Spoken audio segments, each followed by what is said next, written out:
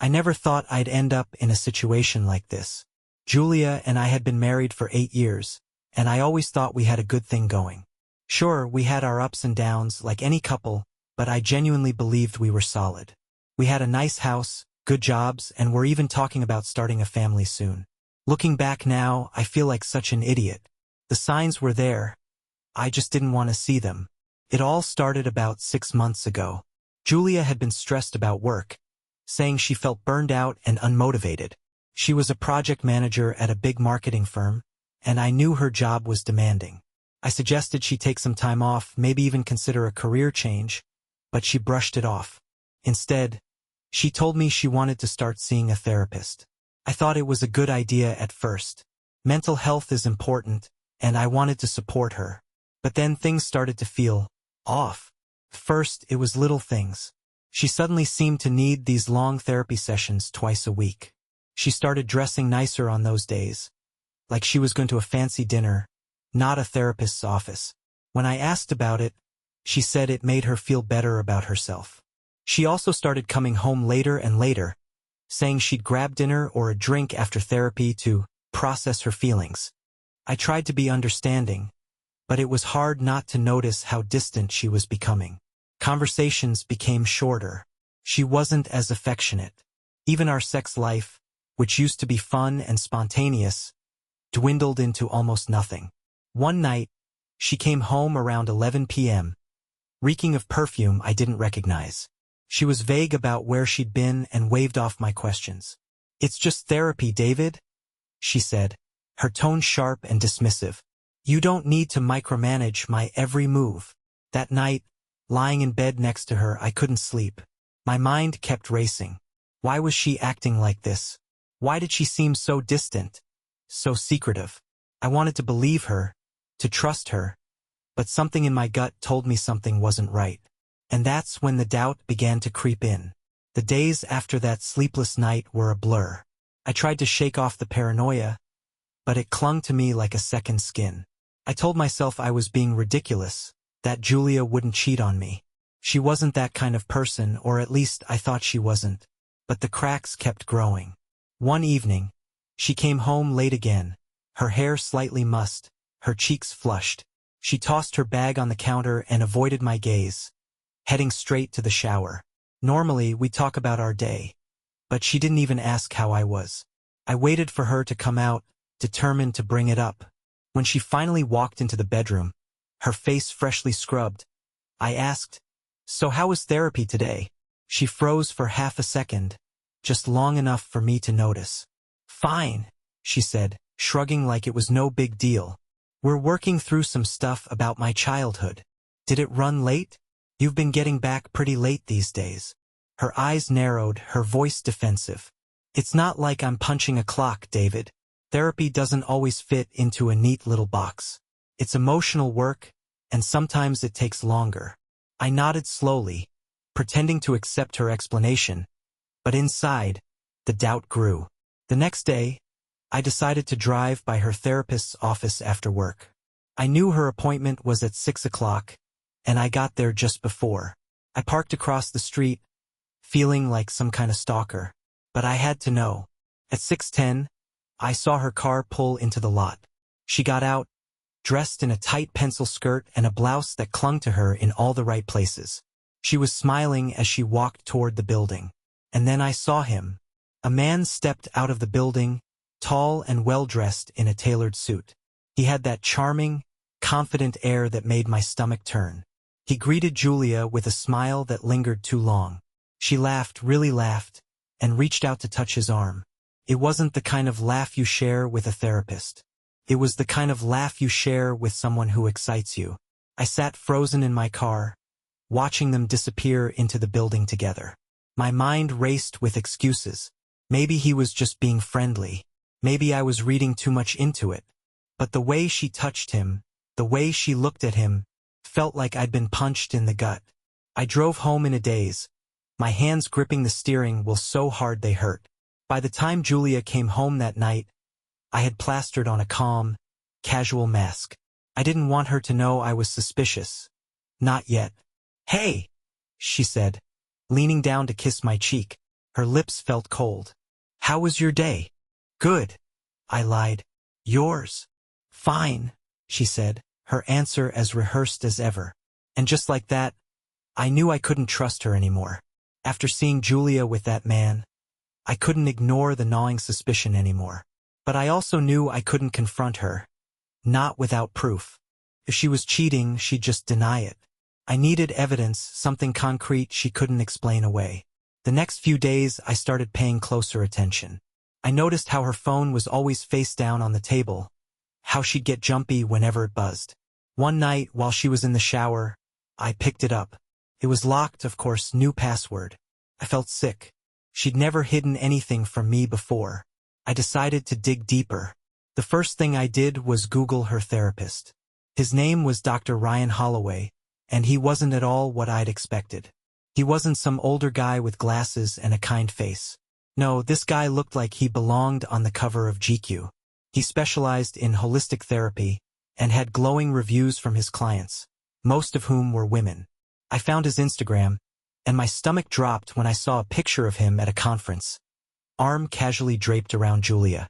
She wasn't mentioned in the caption, but there she was, smiling brightly in a dress I hadn't even known she owned. I spent hours that night scrolling through his posts, looking for any trace of her. I didn't find much, just a few more pictures where she was in the background or tagged by other people. But it was enough to confirm that their relationship wasn't strictly professional. The next step was setting up a way to monitor her without her knowing. Felt wrong, invasive even, but I needed answers. I bought a small GPS tracker online and attached it to her car. I also installed a hidden camera in our living room, disguised as a clock. That week, I watched as the pieces started to fall into place. She told me she had therapy, but her car ended up at a restaurant on the other side of town. She said she was meeting a friend for lunch, but the camera caught her slipping into the house at noon, flushed and hurried, fixing her hair like she'd been somewhere she shouldn't. Then there were the phone calls. Late at night, when she thought I was asleep, I'd hear her whispering in the next room. I couldn't make out what she was saying, but her tone was soft, intimate. It wasn't the way you talk to a friend or even a therapist. By the end of the week, I had enough to confirm what I already knew. Julia was cheating on me. And worse, she was doing it with a man I'd encouraged her to see for help. That night, as she slept beside me, I stared at the ceiling and made a decision. I wasn't going to confront her, not yet.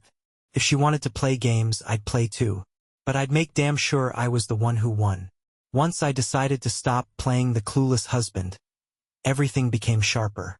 Her lies were easier to catch, her behavior easier to read. But I still kept quiet. I didn't want her to know I was on to her, at least not until I had every piece of evidence I needed. I started by saving everything. The GPS logs, the camera footage, and even a few text messages I managed to intercept when she wasn't looking. She'd gotten sloppy, leaving her phone unlocked on the kitchen counter once while making coffee. It only took me a second to snap a photo of the conversation she was having with Dr. H. Dr. H, last night was incredible. Can't stop thinking about you. Julia, me too. Therapy has never felt this good. Dr. H, you've come so far in opening yourself up. Julia, thanks to you. My blood boiled as I read the exchange, but I forced myself to stay calm. I needed to play the long game. The next day, I took the evidence to a lawyer. I explained everything, how she was using her therapy sessions as a cover, how her therapist was clearly crossing professional boundaries, and how I suspected this had been going on for months. The lawyer nodded, his face grim. This is bad, he said. For both of them. If you're serious about exposing this, you'll need more than text messages and GPS logs. We'll need video or audio proof, something undeniable. So I upped my game. I bought a voice recorder and slipped it into her purse one morning while she was in the shower. I figured she'd be carrying it into her sessions, and I was right. That night, when she came home, I retrieved it while she slept and listened to the recording in my car. What I heard confirmed everything. It started innocently enough with her talking about work stress. But then, Dr. Holloway's voice softened, taking on a tone that made my skin crawl. You're such a strong woman, Julia, he said. It's no wonder I find myself drawn to you.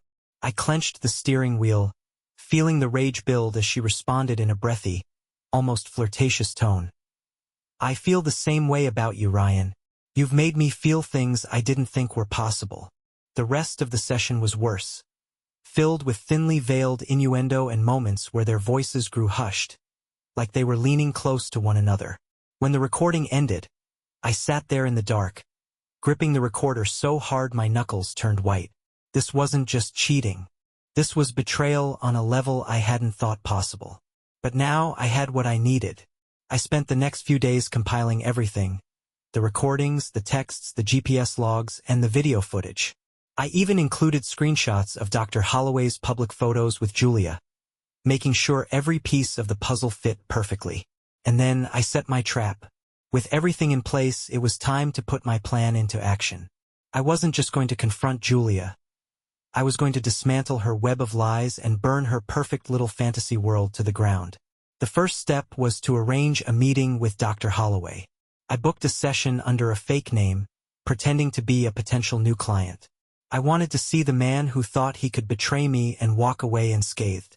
When I arrived at his office, the receptionist led me into the same room where Julia had likely shared her sessions.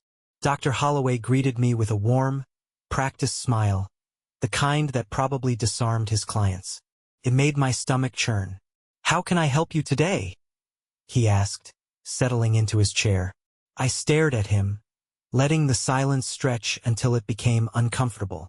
Then, I leaned forward, pulling a folder out of my bag and placing it on the table between us. "You can start by explaining this," I said. His smile faltered as he opened the folder and saw the photos, the texts, and the GPS logs. I'd even printed out a transcript of the audio recording. His face went pale as he skimmed through the evidence, and for a moment, I thought he might pass out. This isn't what it looks like," he stammered, his voice shaking. "Oh, it's exactly what it looks like," I said, my voice low and steady. "You've been screwing my wife, Ryan, and now you're going to pay for it." He tried to deny it, of course. He claimed the texts were taken out of context, that the photos meant nothing, that he'd never crossed any professional boundaries. But the more he talked, the more he tripped over his own lies. Finally, I stood up, towering over him. "Here's what's going to happen," I said. "I've already spoken to a lawyer, and I've compiled enough evidence to destroy your career. If you don't want this to go public, you'll resign from your practice today." No excuses, no dilas. "You can't do this," he said, his voice rising in panic. "I'll lose everything." "That's the point," I said coldly. "You should have thought about that before you decided to screw someone else's wife." I left his office without waiting for a response. My hands were shaking as I got into my car, but I felt a grim satisfaction. The first domino had fallen. The second step was Julia. That evening, I told her I had a surprise planned for us. A romantic dinner at home. I cooked her favorite meal, poured her favorite wine, and lit candles around the dining room. She walked in, smiling, clearly oblivious to what was coming. "This is so sweet," she said, kissing my cheek. "What's the occasion?" "Oh, nothing special," I said, forcing a smile. "I just thought it was time we had an honest conversation." She froze for a second, her smile faltering, but she recovered quickly. "Okay," she said, sitting down. I took a deep breath and reached under the table, pulling out the folder I'd shown Dr. Holloway. I placed it in front of her, watching as her expression shifted from confusion to horror. "Go ahead," I said. "Open it." Her hands trembled as she flipped through the pages, her face growing paler with each passing second. When she reached the transcript of the audio recording, she looked up at me, tears brimming in her eyes. "David, I can explain," she whispered. I leaned back in my chair, crossing my arms. "Oh, I'd love to hear this explanation." "Go ahead, Julia. Explain how you've been using your therapy sessions to screw your therapist. Explain why you've been lying to my face for months." She opened her mouth, then closed it again, unable to come up with anything. "I trusted you," I said, my voice breaking despite my best efforts. "I gave you everything, and this is how you repay me?" David, please, she said, reaching for my hand. It didn't mean anything. I don't know, I was lost and he was there, and, don't you dare try to play the victim, I snapped, pulling my hand away. You're not lost, Julia. You're selfish. And now, everyone is going to know exactly what you've done. Her eyes widened in panic. What do you mean? I stood up and walked to the door, grabbing my coat. You'll find out soon enough, I said. And with that, I left her sitting at the table, surrounded by the evidence of her betrayal. I didn't go home that night. Couldn't. Just the thought of seeing Julia's face, of hearing her beg for forgiveness or make excuses, made my stomach churn. Instead, I stayed at a cheap motel across town, using the quiet to finalize the next part of my plan. Exposing Dr. Holloway was going to be easy. I had already compiled the evidence and sent it anonymously to the local licensing board. By morning, the man's career would be in shambles. But Julia? She needed a more personal reckoning. The next day, I returned home. Julia was on the couch, her eyes red and puffy from crying. She jumped up when she saw me, rushing over like she thought we could fix this. David, please, we need to talk. Not now, I said curtly, brushing past her. I headed to our shared computer, plugged in a flash drive, and uploaded the audio files and screenshots to a private folder. Then I emailed the entire package to her parents, her siblings, and a few close friends. I included a message that simply said, I thought you deserved to know who Julia really is. Julia must have seen what I was doing, because she came running into the room, her face pale. What are you doing? She screamed, trying to pull me away from the computer. I shrugged her off, standing up to face her. I'm making sure everyone knows the truth, Julia. You don't get to lie your way out of this. Her face crumpled as she realized the gravity of what I'd done. You're ruining me, she whispered. No, I said coldly. You ruined yourself. She sank to the floor, sobbing, but I felt no sympathy. I walked out of the house, leaving her there to deal with the fallout. Over the next few days, the storm hit. Her family bombarded her with calls and messages, demanding answers. Friends she'd lied to for years turned their backs on her. Even her workplace found out about the affair. One of her colleagues had received the email and forwarded it to HR. As for Dr. Holloway, his downfall was swift and brutal. The licensing board launched an investigation, and within a week, his office was shuttered. Former clients came forward with stories of inappropriate behavior, and the media picked up the story. His reputation was in tatters, and I heard through the grapevine that he was planning to leave town. I watched it all unfold with a sense of grim satisfaction. They'd betrayed me, and now they were paying the price. But the most satisfying moment came when Julia finally packed her things and left. She didn't say goodbye, didn't try to explain herself. She just slipped out one morning, leaving behind an empty closet and a note on the counter. I'm sorry for everything. I'll always regret hurting you. I crumpled the note and threw it in the trash. I wasn't done yet. After Julia moved out, the house felt quieter, but not in a peaceful way. It was the kind of silence that crawled under your skin, making you feel like you were the only person left in the world. At first, I told myself that I'd won. I'd exposed her, ruined her lover, and forced her to face the consequences of her betrayal. But the more I sat with it, the less satisfied I felt. Revenge is supposed to feel good, right? But all I felt was this hollow ache where my marriage used to be. Still, there was one last piece of unfinished business. Dr. Ryan Holloway. While Julia had slinked away into whatever life she was trying to rebuild, I wasn't ready to let Holloway off so easily. His name had already been dragged through the mud, but I wanted to ensure he felt the full weight of what he'd done. I spent hours digging through public records and social media, piecing together everything I could about his personal life. I found his address, his connections, even his favorite hobbies. And then, the most delicious detail of all, he had a fiancée. Her name was Lauren, and from the photos on her Instagram, she seemed completely oblivious to the kind of man she was engaged to. Pictures of them smiling on hikes, attending charity galas, even a countdown to their wedding date. It was clear she had no idea he was a lying, manipulative cheat. I decided to change that, I sent Lauren an anonymous package containing everything. The texts, the photos, the recordings, and a personal note explaining how her fiancé had been carrying on an affair with my wife. I knew it was cruel to destroy her life like that, but she deserved to know the truth before she made the same mistake I did, trusting a man like him. The fallout was immediate. A few days later, I received an email from Lauren. "Thank you for telling me. I had no idea who he really was. I've called off the engagement.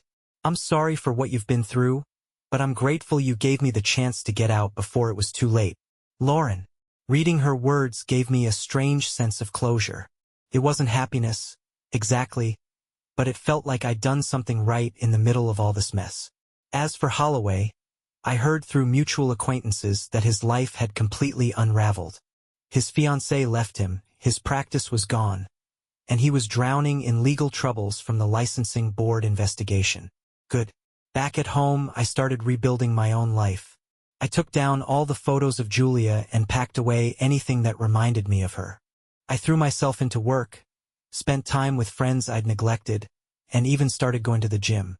But late at night, when the house was dark and quiet, I couldn't help but wonder, had I gone too far, or had I just done what needed to be done? The days passed, and for the first time in weeks, I felt like I could breathe again. Julia was gone. Holloway's life was in ruins, and I had nothing tying me to the chaos they'd caused. On paper, I was free, but the human heart doesn't work like that. No matter how much I tried to move forward, something kept pulling me back. It wasn't regret.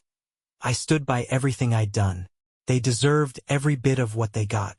It was something deeper, a nagging voice in my head asking if I was truly done, if there was anything else I'd missed. One night, after too many drinks, I found myself scrolling through Julia's old social media profiles. Her accounts had been inactive since the scandal broke, but I noticed something odd. On her Instagram, a new account had started following her. One that didn't have a name or profile picture, just the initials RH. My stomach dropped. Couldn't be him, could it? I clicked on the account. It had no posts, no followers, and only one person it followed, Julia. My pulse quickened.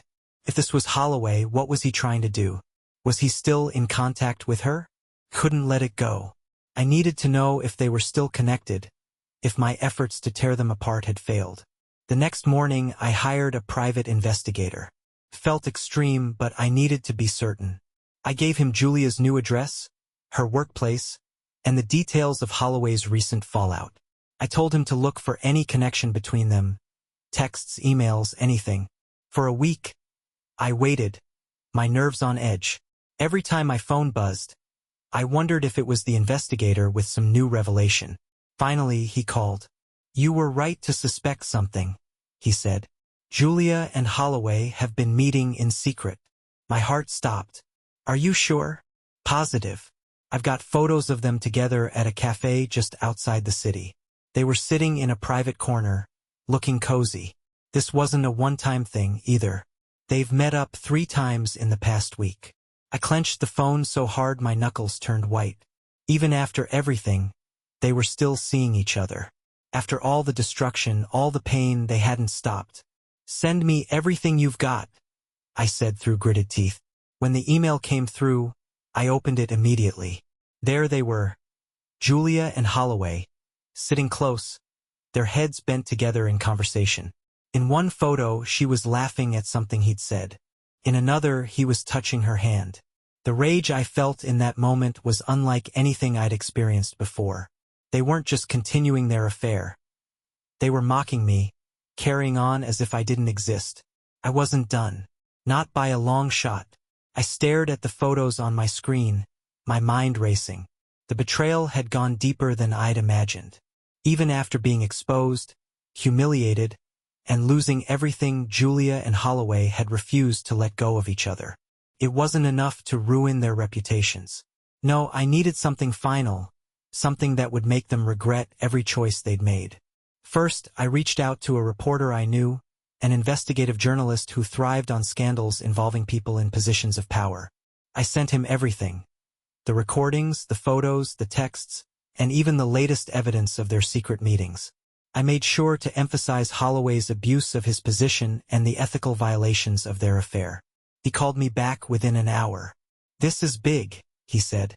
"Like career-ending, lawsuit-inducing big. Are you ready for this to go public?" "Do it," I said without hesitation. "I want the world to know exactly what they've done." But I wasn't stopping there. I took a closer look at Holloway's financial records. During my earlier investigations, I'd noticed some irregularities in his business expenses, payments to suspicious accounts, inflated invoices, and unexplained cash withdrawals. At the time, I hadn't thought much of it, but now it felt like the perfect weapon. I anonymously tipped off the IRS, providing them with the details I'd uncovered. I didn't know if he'd actually committed tax fraud, but the investigation alone would be enough to sink him further. Next, I turned my attention to Julia. While I had no intention of reconciling, I wanted her to feel the consequences of her actions in a way she couldn't ignore. Through mutual acquaintances, I learned she'd been interviewing for a new job, hoping to leave behind the mess she'd made at her old firm. I contacted the HR department of the company she was applying to, sending them a carefully crafted email that outlined her history of unethical behavior and included screenshots of her affair with Holloway. By the time I was done, Julia and Holloway's lives were on the verge of complete collapse. The article dropped a few days later, complete with a headline that made my heart race. "Prominent therapist and client exposed in scandalous affair." The piece detailed everything: how Holloway had violated professional ethics, how their relationship had continued after being exposed, and how his personal and professional life had fallen apart as a result. It didn't take long for the fallout to begin. Social media erupted, with people calling for Holloway's license to be permanently revoked. His name became synonymous with scandal, and his remaining supporters quickly distanced themselves. As for Julia, the company she'd been interviewing with rescinded her offer. Word spread among her professional circles, and I heard through the grapevine that she was struggling to find work. For the first time in weeks, I felt a sense of peace. I'd done everything I could to make them pay. But the question lingered in the back of my mind. Was it enough? The days after the article went live were a whirlwind of chaos. Julia and Holloway's names were plastered everywhere. Online forums, local news stations, even professional psychology blogs dissecting the fallout of their scandal. The shame they tried so desperately to hide was now impossible to escape. I kept tabs on them, not because I cared about their well-being, but because I wanted to see the aftermath of the destruction I'd unleashed. Holloway was officially under investigation by the licensing board and the IRS. His once flourishing practice was now shuttered, and a lawsuit was being brought against him by another former client who accused him of similar unethical behavior. Julia, meanwhile, had gone into hiding. Her social media accounts were deleted, and mutual friends told me she'd moved out of her apartment. I wondered where she'd gone. If Holloway had taken her in, or if she was alone, scrambling to put her life back together. I should have felt victorious, and for a while I did. But as the days stretched into weeks, that victory began to feel hollow. One night, I sat alone in the house, a glass of whiskey in hand, staring at the stack of photos, transcripts, and recordings that had fueled my revenge. The house was quiet, too quiet. The silence pressed down on me like a weight, reminding me that while I'd torn their lives apart, mine hadn't escaped unscathed. Julia's betrayal had left a scar I couldn't ignore. I thought ruining her would bring me closure, but instead, it just brought more questions. Had I done the right thing? Or had I let my anger turn me into someone I didn't recognize? That night I dreamed of her. Not the Julia who had lied and cheated, but the Julia I married, the woman who used to laugh at my bad jokes, who stayed up late with me talking about our future, who once made me believe in love. When I woke up, the ache in my chest was unbearable. I grabbed my phone and stared at her number, my thumb hovering over the call button. For a moment, I considered reaching out, just to hear her voice one last time. But I couldn't bring myself to do it. Instead, I deleted her contact and blocked her number. It was time to let go. Letting go was harder than I expected. Cutting Julia out of my life felt like tearing off a part of myself. For so long, even through her betrayal, she'd been woven into everything.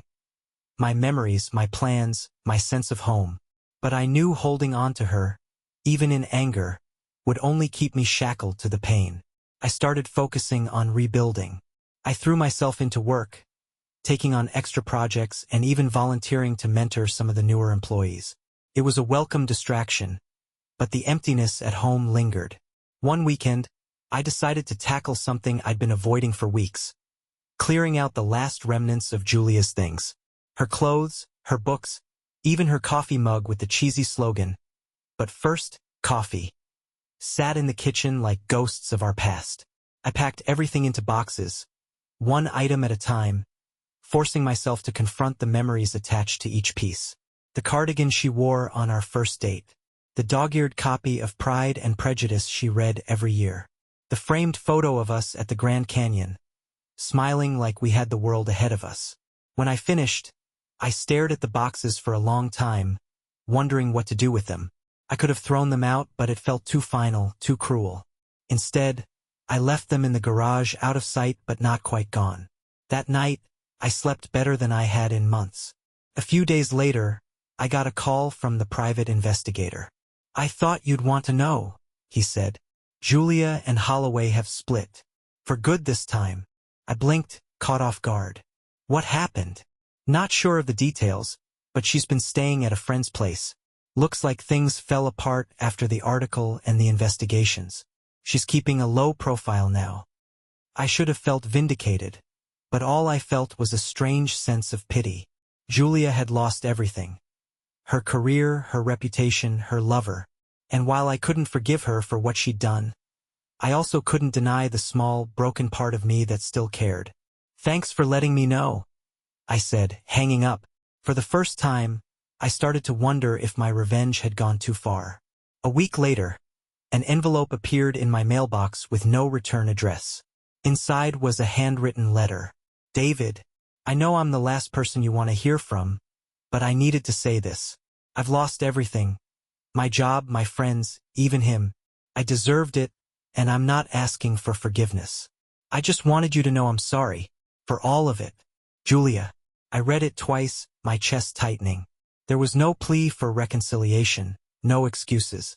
Just raw, painful honesty. I tossed the letter onto the counter and walked away. But it stayed with me, echoing in my mind long after. A few days after receiving Julia's letter, I found myself driving to the garage where I'd stored her belongings. I hadn't planned it, it was like my subconscious took over.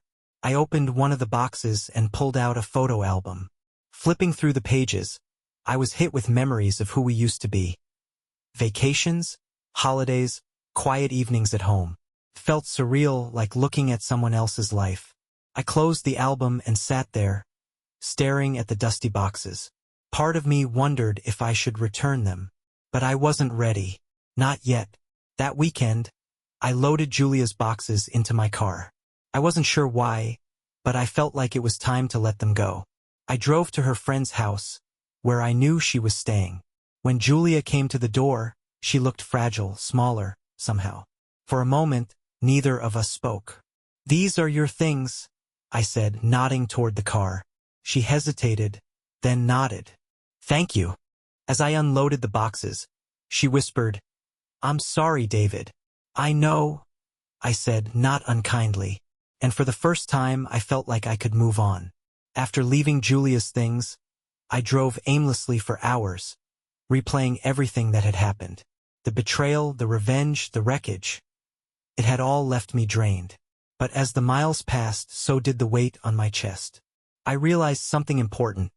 My life wasn't tied to Julia or what she'd done. I wasn't defined by her betrayal or my revenge. For the first time, I felt free. That night, I made a promise to myself. I'd rebuild not for anyone else but for me. And so I began to let go. Of her. Of the anger. Of the past. It was time to start living again.